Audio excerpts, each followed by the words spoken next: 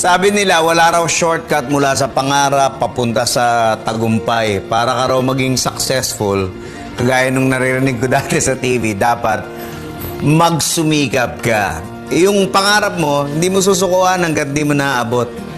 Yung pagsusumikap, hindi naman kailangan matagalan eh. Pwede namang mabilis lang, pero dapat sunod-sunod. Yung tipong sasablay ka ng 9 na beses, pero mananalo ka sa pansampu.